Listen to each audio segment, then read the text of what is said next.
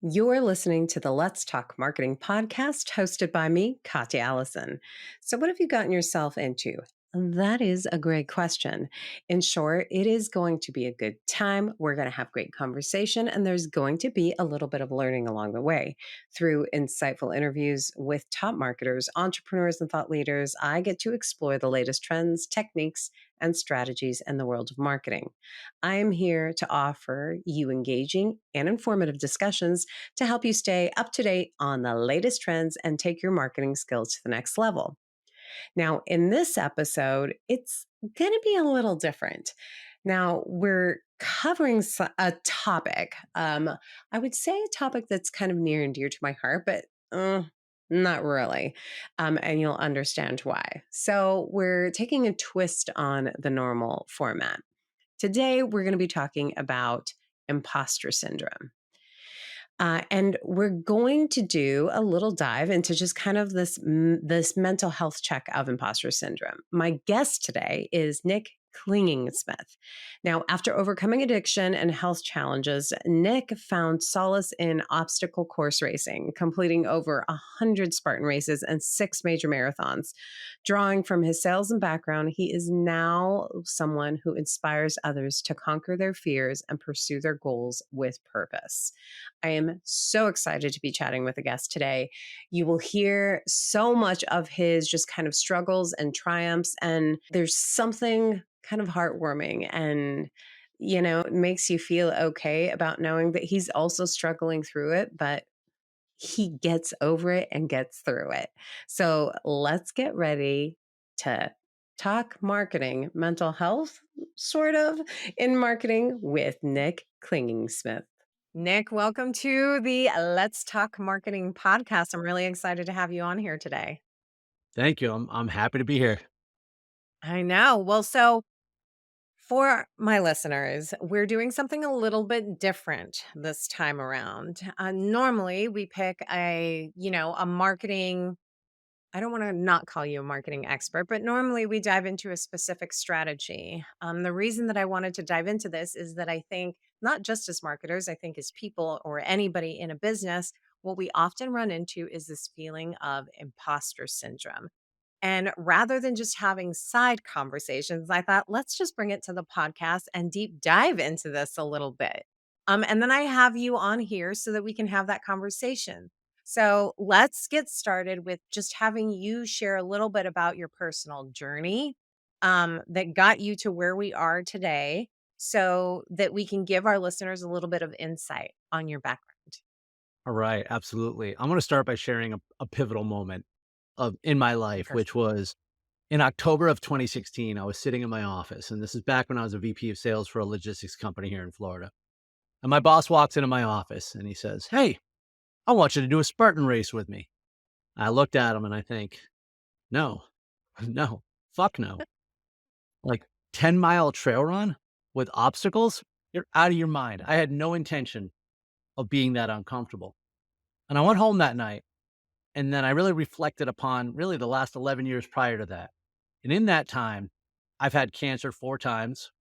I'm a type 1 diabetic. I'm a recovering alcoholic. I have 7 herniated discs from 2 different car accidents, although at that time, only one of the car accidents had happened. Nerve damage. I have sleep apnea. I lost my sister. I lost my mom. I almost died from meningitis. I went all 12 rounds of COVID. I had terrorists put a nerve gas bomb threat on my plane once. I don't know why I throw that one in there. It's just interesting, but It about a shows the month spectrum. It shows the yeah, spectrum. exactly. I cover it all. So about a month before he walked into my office, I had just beaten cancer decisively for the 4th time. And I had everything going for me in my life. I had just been promoted at work. I was dating a girl that's my now wife. I had just beaten cancer decisively for the 4th time. I was feeling good, living good, but I already was uncomfortable. Something was missing. And that's when it occurred to me that through all I had been through, the multiple cancers, through childhood neglect, just the universe pushing down on me, I had not overcome my adversity. I had only survived it. And that's Mm, why I needed to take him up on that challenge because I knew that I needed something in my life. And I had been sober now for 2 years. So I had spent 2 years really just kind of stripping away the wreckage, clearing the things that are blocking me from living my life. And I guess now at this point, I was ready. And so I took him up on the offer. The race was 9 weeks away. I thought I was running for one race. I thought I was training for one race. What I didn't realize was that every step was going to lead to another step. To train for the race, I woke up at 5 a.m. to train before work, which was something I never thought possible. I was a guy who woke up like a minute and a half before class. You know what I mean? And I Yeah. never thought I could be somebody who wakes up early to exercise. Like I just didn't see that about myself. And by waking up early, I defied everything that I previously believed about myself. And I continued on throughout that journey. And that was 7 years, 97 Spartan races, 6 major marathons, 50 or so other obstacle and endurance events, and all the life lessons that have come with it. Well, now how does that fit into you being someone that can talk about imposter syndrome? Is it because the initial was, heck no, I'm not going to do that? Like, because I don't see myself in it? Because you also just finished describing all of the things that you'd overcome. To me, I would think that a Spartan race, of all things, would be so minor. But I'd love to hear your take on how that journey fits into, being the person that can talk about imposter syndrome. So that was only the lead up, right? That was only the baseline story. That was like my origin story of how we got into it because I hadn't overcome anything. I'd been a victim. I Mhm, had a victim mindset the entire time from my childhood. And I'll tell you what, victim mindset it disguises itself as mhm, grit. It disguises itself as resentment. I thought I was tough all these years because I wouldn't feel things and I was tough with my cancer and I didn't need people and I didn't need this. And, when I later found out that it wasn't so much armor, but a prison cell that I was constructing and poison mm, was on the inside. And so I needed the change to begin my journey. So I hadn't learned the lessons yet. And I'm going to fast forward a little bit because about 7 months after I started obstacle racing, I had noticed a change in other people. mm, I noticed a way that other people were treating me was differently, and the way they were responding to me was differently. And it was all very positive. And I realized that I all of a sudden was changing and I liked how I felt. I liked the power I was taking back over my life. I like the lessons. I like the humility because it's good to suck at something new, like a new sport where I don't need to walk in thinking I own the place. I was on top of the world. I had literally just celebrated my third sobriety anniversary. I had to do math back then. My third sobriety anniversary. I just had a great training session with my buddy, and I'm driving home, and I pull up to a red light, and that's when it hit me. Literally hit me. A woman who was going full speed down the highway crashed into my Jeep, and she went ugh, flipping over several times. I got several more herniated discs from it. I got nerve damage. 12 days later, the woman died. ugh, I went, and even though all I was doing was sitting at a red light, the last thing that happened in her life was she connected with me. So that's hard not to carry with you even a little bit. Later yeah. that day, my cat died. Like, Jeez. yeah, my world was Alright, falling let's apart. the listeners are gonna be like, "Are you kidding me? Is this have you made this story up?" Like, that's an insane amount of, like, things that continue to pile on and pile on. Well, we aren't even done yet. Like, because I mean, everything and here's the thing, right? It's perspective too. Because when you Yeah, start to see everything getting overwhelmed, everything is overwhelming. And that's how I saw it. And so my dad was living in Fort Myers. They just had that horrible hurricane. They had been without power for weeks because he lived in the poor yeah, part of Fort Myers. Somebody stole his neighbor's generator. And so went to go get it back with his neighbor. He ends up pulling a gun on somebody. So my 71-year-old dad who walks with a cane was arrested. Like the world is literally just blowing up around me. And that's how I felt. And I needed to take something back, and I really wanted to race again, but I had this injury I didn't know about yet, like, because I had nerve damage, and so I ended up deciding I wanted to sign up for a race, and there was a distinct moment where I'm standing outside, and I'm going to train, and I'm just all this stuff is circling around in my head, and I had to make a decision that day that I didn't wanna be a victim anymore. I did not want to be a survivor anymore. I needed to thrive. I needed to win. I needed something more purposeful in my life. And I made the decision that day. So that was just one other critical moment. I want to fast forward to a couple of years later here, where I wrote my book Through the Fire, and the events of Through the Fire end at the end of 2018. 2019, I spent most of the year writing the book. 2020, Mhm. I spent most of the year revising the book. Well, Mhm. writing the book was just ego. That was the movie version. That was the version I wanted people to see.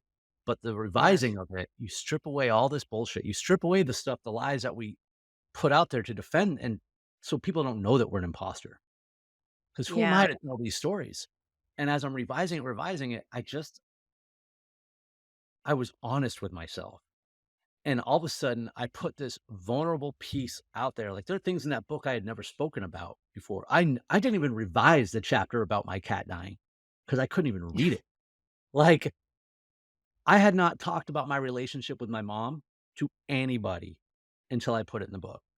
And so when I put these things out there, just me naked, exposed, and people started coming back to me and sharing their stories and sharing their vulnerabilities. And that's when I began to realize that not only am I not alone, but that I had something to offer people, and I had just a story that I could tell, that could help other people. And it's ultimately in the last couple of years now, as I'm reflecting upon these and I'm having these conversations and I'm working on this next book, and I'm full blown reflective mode. And I Yeah. realize now all the times that I've been an imposter, all the things that I'm sorry, not been an imposter, felt like one. Because I've Yes. carried yeah, let me clear that up. And you're like, Carried "I it am who I am." I carried the sentiment with me, I mean, I spent 14 years at one job, all right? I was a VP of sales there. It was my identity, and I remember this is something Mhm. we had talked about before, and I think a lot of people in the lo I was in logistics, but I have a feeling that this is gonna apply to the marketing world too, as the logistics industry has become so fragmented and scattered. Yeah. So many people have gone off to start their own thing. And I understand, like, that's a lot of people in the marketing world too. You work for either a Yes. corporate company or a powerhouse company, you go off on your own. My God, it is David and Goliath when you're trying to compare yourself to the company you just walked out of. Yeah. And Yeah. when that happens, I started having these first doubts, right? Am I good enough to be on my own? Did they just carry me all this time? Right? Was I even Mhm. that good to begin with? And then it gets worse. It gets resentful and it gets Mhm. combative. Like, I want to beat these people. I want to prove something. I want to whatever and like show them. But that's just poison. It is just poison and unproductive. So I know I just stretched a really big question into one, but the thing that makes me qualified to speak about this is that the openness and vulnerability now, and the sheer fact that I can look at the people that I used to work with, the people I used to interact with, and I've come to realize something. The people that are cheering for you are always going to cheer for you. And the people that are against you are always going to be against you. If there are people judging you, waiting for you to fail, fuck them because they are never going to celebrate you. That's it. They're never going to be on your side. We should never let somebody else define us. And it's easier said than done. Well, and it's interesting that you say that, we should never let somebody else define us, but imposter syndrome is us. It is that little voice in us and that we give so much weight to. And it doesn't matter how much experience and it doesn't matter how many years you have under your belt for something. There is this persona I think that feeds into imposter syndrome of what you think, quote unquote, things should be or you should be, right? Like I'm a marketing expert. That means I should have 20 years with the same company. That means I should know every aspect of marketing all the way like as if I was a T marketer and like that was my specialty, right? Like I have that narrative in my head and you're right. In marketing, it is a very great example. There are a lot of people that have the offshoots because it is an area that you can consult in and, act as your own agency. But you're right. There is the David and Goliath feeling of like, okay, well, I don't have all of those resources. Why? Now I'm trying to defend why someone should hire me versus like, you should hire me, right? It's such a little nuanced it's a nuanced conversation that you're having with yourself, not Mhm. with everybody, and I don't know if you feel the same way about that as at all. Absolutely. Would love to hear. 100% it is. And here's why too is it's comparing. It's comparison. It's dangerous. Yeah. Comparison is always bad. Because if I'm comparing myself to like anyone else. So, I mean, right now I'm a speaker now and I'm new to the space. Yeah. So I'm on, let's say I'm on LinkedIn, right? Any speaker on LinkedIn has like 85 different logo. Like they might be in their garage just changing clothes for their speaker reel, but oh my God, it always looks like everybody else has been, at They're the everywhere. Motivational Speaker Awards every year. And it's the amount of times I probably even when I reached out and introduced myself to you, like there's always going to be these thoughts of, oh, she's not going to want to talk to me, or they're not going to want to hear this. And we feel this. I know I'm a little all over the place here, but I put a comment on LinkedIn the other day, basically that if you're feeling judged, stop judging other people. And if we're Mhm. feeling like imposters, we're fearful that other people are judging us. So stop looking at them. If I'm gonna look at all these other speakers in a way that I'm looking to compare myself to them, I am setting myself up for failure.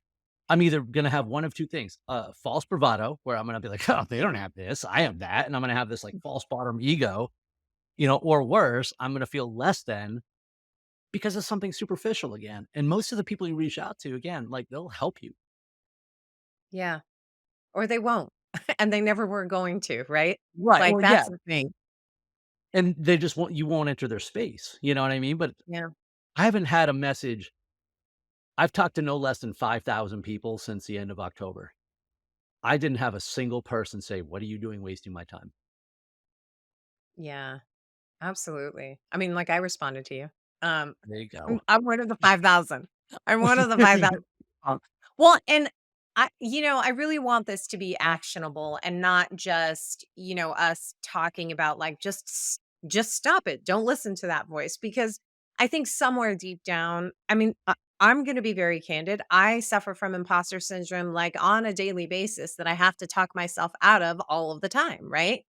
Um my aim is to get better at that and not to feel like that on a daily basis. And I know that there are some people that know me that they're like, how could you feel that way? And there's this voice in me that's like, how could I not feel this way? So it's one thing to say, well, just stop telling yourself that. But like, do you have some, like, actionable advice or thoughts on, like, how to even get started on that? Because that voice the little imposter is small, but the voice is loud and it's really heavy, and if it was as easy as just telling yourself, like, you are good enough, well, then there wouldn't be imposter syndrome. So, I'd love to hear how you kind of just started to overcome it. So, you had these, like, lightning moments, but it couldn't have been a switch overnight for you.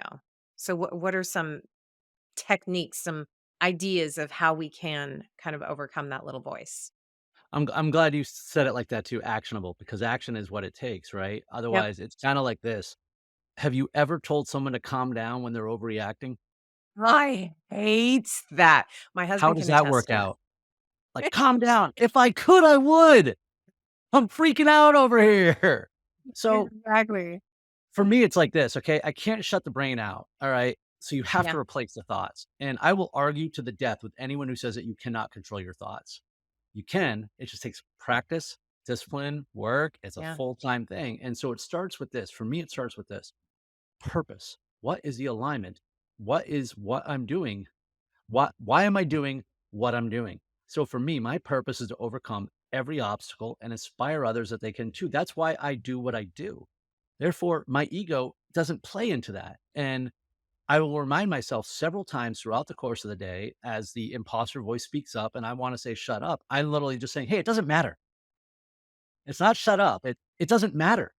It doesn't matter if I'm an imposter. It doesn't matter if I'm sitting at the kiddies table here or if I don't belong. This is what I'm doing. I have a message to help people, and it's more important than my ego. So I'm able to just work through it. I don't overcome imposter syndrome. I work through imposter syndrome.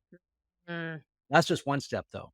Having the purpose gets me out of bed in the morning. That gets me through the tough conversations. That helps me hit send on a message that I feel like somebody's going to laugh at me for.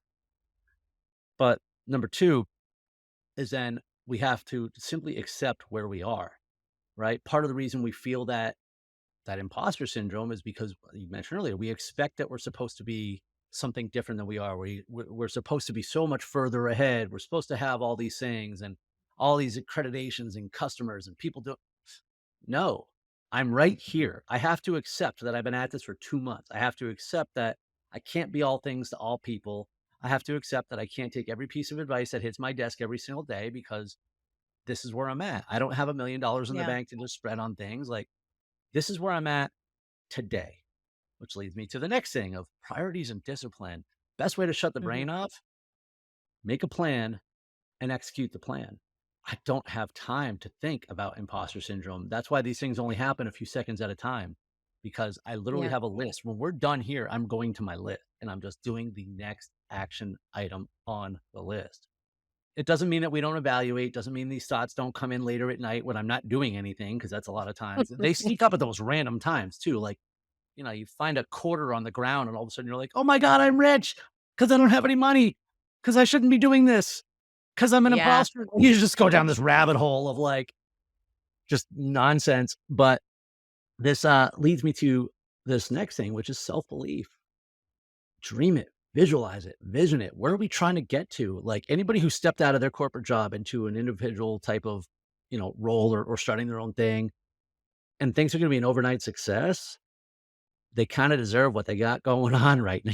Oh, it's Yeah. like it's it's going to take a while, and you just have to be okay with that because I believe 1000% I am going to be massively successful as a speaker and coach. There is no question in my mind. I believe this fully.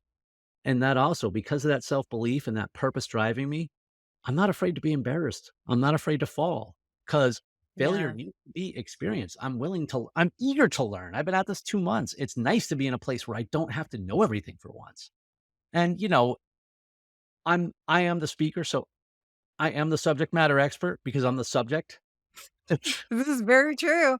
So Very I true. understand that might be a little easier for me than some in a world like marketing, which is rapidly changing all the time. And there's so many different, rabbit holes and silos that you can go down as well. And, Yeah. so I know you didn't ask this yet, but if I were to offer anybody advice, it would be specificity, be an expert in one thing. I think it's great advice. And I also think,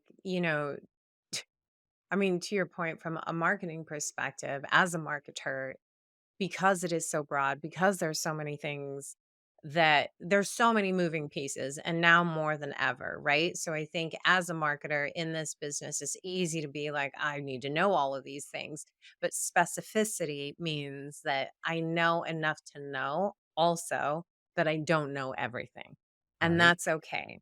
Because I also know that for me as a leader and a manager, I can find those people though that fill in those gaps for the things that I don't and be open enough to be educated on them. Like, tell me why you thought about that. So, like, if I'm looking at just from a marketer's perspective, that's one thing. And then I have my own personal life, right? Like, I think you can feel like an imposter in so many different aspects. Like, there's one in business, and then there's one like maybe at home you start to feel like an imposter. Maybe I'm not a good enough wife. Maybe I'm not a good enough mother. Oh, good Lord, we could do a whole podcast on like the little me that says that kind of stuff, right? So, I love this idea of specificity, right?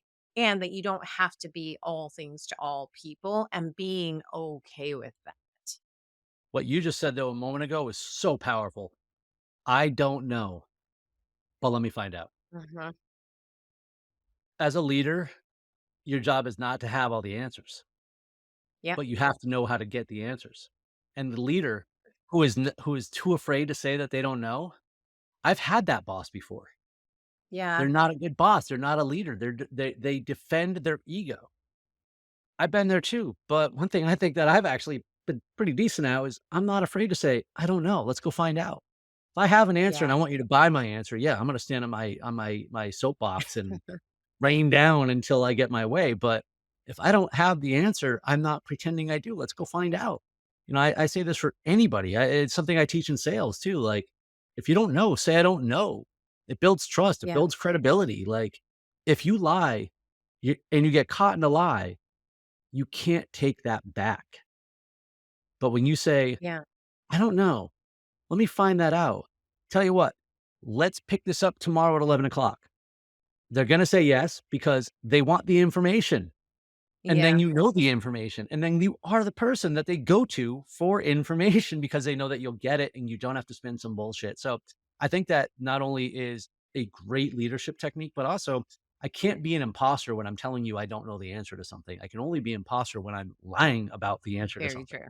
What so this is I don't know if you would consider this lying. So I'm going to be very interested in hearing your response because I there is this old adage, fake it till you make it. So where does fake it till you make it land on the don't lie or just be honest about it? Is it that fake it till you make it means that you trust that you know enough to know that you'll come back to it? Or is there even a place for that? There is a slippery slope, and I'm glad you said that because I was Mhm. raised in sales, right, with fake it till you make it. When it comes to answering a question, Yeah. don't ever fake it, ever, period, ever. Ever. There's no value in telling something that's not true, and if you get caught, you can't take it back. You cannot it's irreparable Yeah. harm to do that. That said, right, fake it till you make it is when you're walking into that door, metaphorically for the first time, and, I'm just gonna it's funny, I'm going back in sales here to when I was, like, 22. The fake it till you make it part is I need to act like I've been there before. I need to be confident Yeah. enough and just trust my training, trust my experience, trust my instincts, whatever's gonna happen because and I'm gonna say that's the same case for right now. Like, we're talking about things that are some are within my area of expertise and some are not. So, Yeah. I'm not fit if you ask me a question I don't know the answer to, I'm gonna tell you that's not my area of expertise, but when I'm talking, there's a degree of fake it till I make it here. I Yeah. haven't been doing this for 10 years, so it's a belief in the confidence in yourself and what you do know. Yes. I couldn't agree more with you on that. I also think we're not fully baked yet. Do you know what I mean? Like, I will know more next week than I did this week. And that's just the truth of the matter. So to think that there's someone that's evaluating me today on what I know today and couldn't possibly learn within like a certain period of time would be unfair. I also think those are things that I need to tell my little voice, my little imposter voice that says, you don't know enough, you're not good enough. There's all of these things that feed into it. So I think we're just not fully baked and having eyes wide open and understanding that is got to be key to it as well too, and kind of the process of not overcoming. Because what did you say? What did you I say? didn't You overcome it, get through I got through it. you went through it, right? And I think, like, there is like, you kinda have to continue to go through it. And I think that's so key. Like, I kind of wanna bold, highlight, underline, like, literally that because it's true. It's not something to overcome. Just get comfortable with it and get through it, and then tackle the next thing or the next day. I don't know if there's anything else that you wanna add to that. It comes down to ego. You can't Mhm. feel like an imposter if you're not worried about defending your ego, and you can't feel like an imposter if you weren't worried about other people's opinions and how it's going to impact your ego. So we talked about, work and management, and in the new book I'm writing, I call myself out for some shortcomings. And Yeah. I talked about how, one of the things that made me successful in my career was I was a constant student. I was learning from Mhm. everyone around me. I learned something new from someone else every day, or it's a bad day. There Yeah. were things I was always very opinionated, but I didn't think I knew everything, right? And so I kept learning and I kept acquiring and I kept progressing, and then I stopped. And all of a sudden, Right. I switched to defense, and it was about protecting what I had learned. It was about protecting the status I had built. It was about protecting my ego. And so anything that challenged my thought, you weren't getting an honest answer out of me, that you were getting ego deflection. Because at that point, I wanted you to think I was smarter, better, bigger, more powerful than I was. And so what had helped me to succeed, I wasn't using anymore. And instead, I had just switched to defense, and it was poisonous for me and poisonous to those around me. And I think that is, most people think imposter syndrome and they think about how it makes them feel inside, and it's Yeah. hard to do your job and you feel that way. Let's think beyond that. And what are the consequences? Because it does impact how you interact, not just with yourself, but with everyone else too. When you believe you're an imposter, how do you think other people are going to view you? Exactly. There's only one answer here. If you feel you're an imposter, they're going to see you as an imposter. Nobody else is going to come in and make you feel differently about yourself. Or if they do, it's temporary. It's just ego validation. It's like that new Yeah. crush. It's not, it doesn't replace those feelings. And so we either have to be so confident in ourselves that we can't be taken off that, or we just have to stop caring about validation from others. Easier said than done, but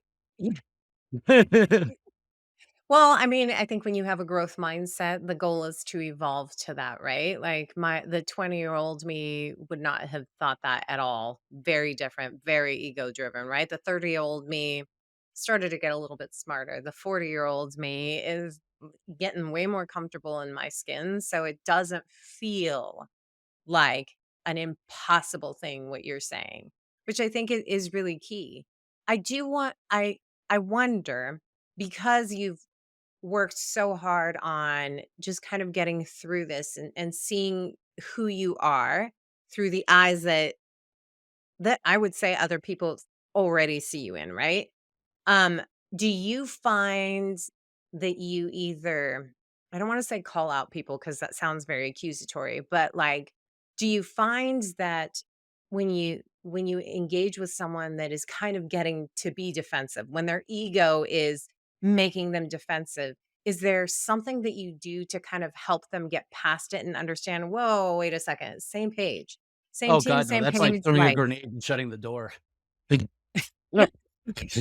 yeah, No. calling them out, yeah, but I mean, like, I do you seek to help people get through that or see it? And you're right, like, it would be hard for anybody to see that. Thing about the ego is it lies to us. It is that Yeah, voice. The ego is the one who is giving you that same imposter voice there. The ego tells you that you're the best and you're the worst. It doesn't tell you, "Hey, yeah, you're just doing okay today." Like, you have to be special at everything you do.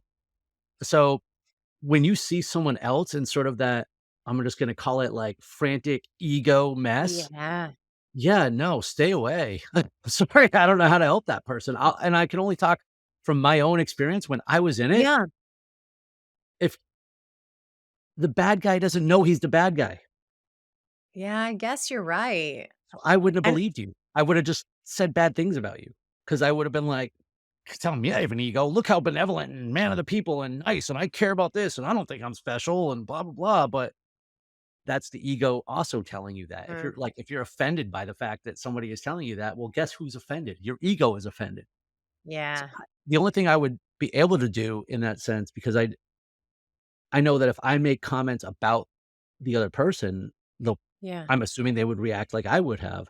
That said, what I can do is simply share my experience with myself mhm, and what I learned and what was hurting me. And I go back to this too, is that the ego prevents you from learning. Like, that's it. That's the biggest thing is the ego prevents you from learning. And when you don't learn new things, or if you're not an imposter now, you will be soon because the world evolves really fast around us. yeah.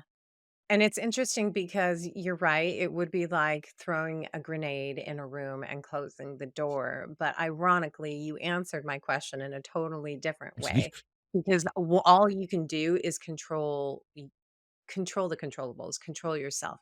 You can control how you articulate something or say, "Hey, my experience is this." That removes their ego from the conversation as well, and hopefully will get you a little further in that conversation. So you actually answered it without, like, specifically saying, like, I would call someone out because I would not respond at all if someone called me out. But if I felt like someone was in it with me. Do you know what I mean? Because I feel like when you confront someone, you're eye to eye, but when someone's with you, you're looking at the same thing and you're side by side.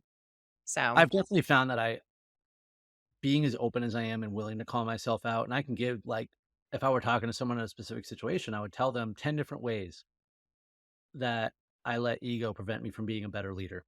And yeah. how it affected me, how it affected others, you know, and let them decide. Cause again, just calling it ego, it took me a long time to realize what it was. I actually remember a meeting I had, we're talking 5 years ago, with a couple of the managers at the place I used to work at. And we were talking about how our lead gen team needed to pass off certain types of accounts to our enterprise team. And Yeah. the manager of the lead gen team, whose job it was to do this, was pretty rebellious about it because he had a massive ego when it came to selling. And I don't blame him. Okay. He was a good salesperson. Yeah.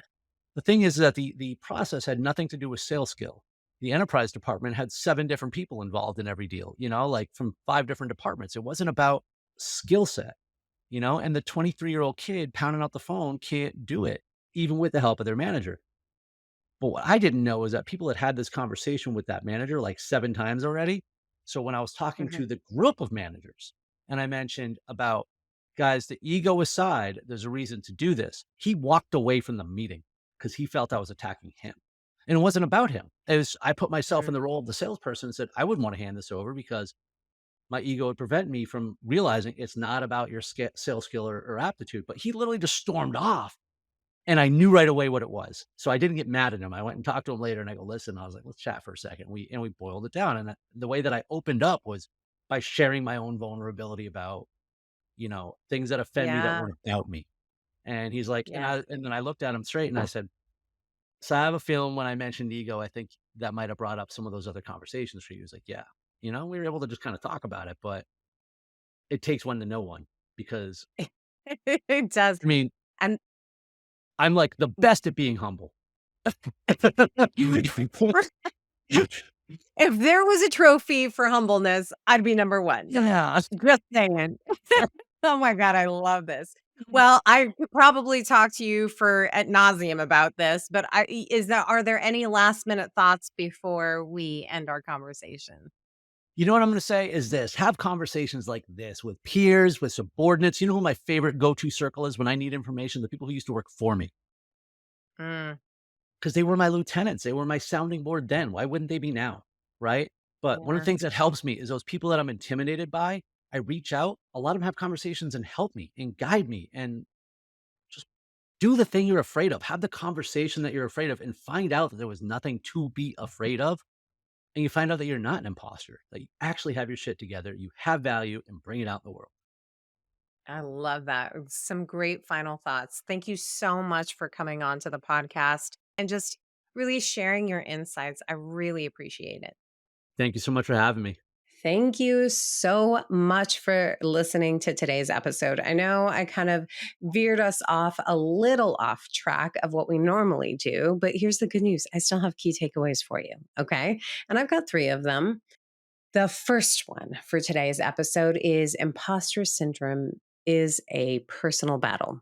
Now, imposter syndrome is not anything that someone projects onto you, right? It is something you create for yourself. And even knowing that, even as I say this out loud right now, I can still admit that it plagues me at times.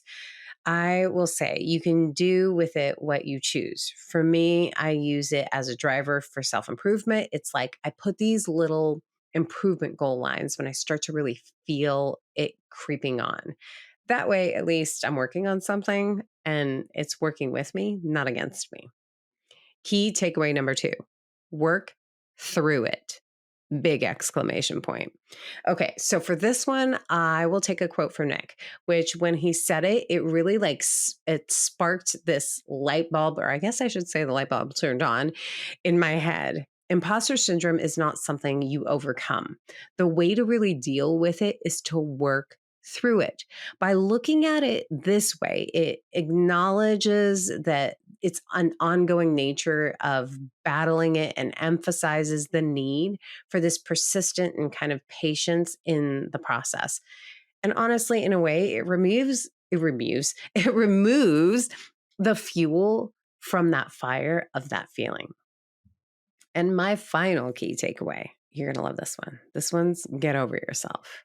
Now, I know that that sounds like a harsh statement. It just really speaks to the ego. So we chatted a bunch about how the ego is the fuel, speaking of fuel, that feeds the fire of the feeling like an imposter, and how it has kind of the same voice that says you're the best and the worst, and never really tells you that you're going to be doing okay or that you are doing okay. I started the key takeaway with get over yourself because that's literally what it takes. It's okay to admit that you don't know something. That doesn't make you a fraud and it doesn't make you know less or that you are any less. It takes an open mind and heart to really admit shortcomings. The sooner you get comfortable with being uncomfortable sometimes, the easier it will be to get to the get through it stage of it. Now, I would love to hear what nuggets of insights you walked away with from today's episode. Subscribe and follow on LinkedIn, YouTube, Spotify, or wherever you listen to podcasts, or better yet, leave me a review. I'm obsessed with them. A special thank you to my podcast producers, the amazing team at Content Allies. Thank you for spending your time with me today. Until next time, may the conversation flow, the laughter linger, and the outlook remain optimistic but grounded in reality. This is Katya signing off.